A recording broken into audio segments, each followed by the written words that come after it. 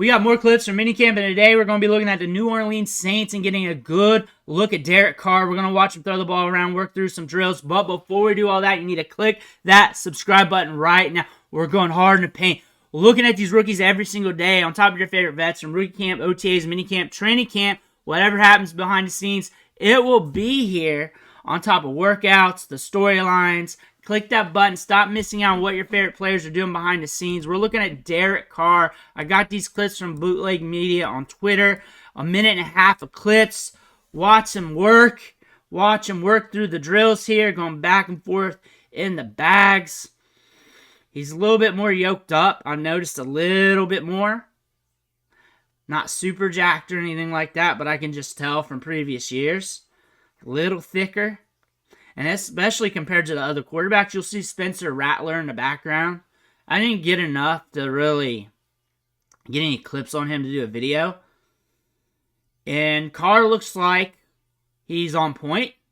Things are looking good from what I've read from the Saints or from what I've seen, and that's short bits from this offseason. They were very quiet in OTAs. Carr's getting the ball out. What I like about this offense is it can get very vertical. I like Chris Olave in the offense as well. A.T. Perry is a guy we're keeping our eyes on. There he is. There's old Olave. There's a lot of people that don't like Derek Carr from what I see on social media. But when I look at him at fantasy football, I look at him as a moneyball quarterback that you're streaming with. And if you're playing the values and matchups right, that's okay. Same thing for Dynasty. A value quarterback. You know what you're getting into, and if you're playing value, then it is what it is. And you're playing the market. And if you're trying to go a little cheaper via trade, then that might be a quarterback you're looking at since he pushes it vertical. And maybe it may not be a long-term option for your Dynasty team, but that is something you may want to think about, but it's not a reference or a suggestion. It's just an analyzation of the market with him for Dynasty Fantasy Football.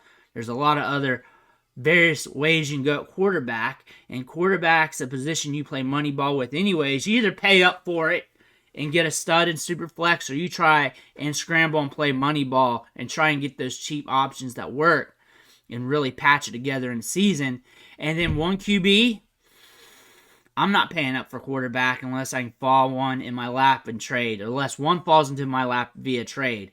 But I'm trying to go cheap as possible while stacking up with wide receivers and running backs, so I might end up with some Carr on my team.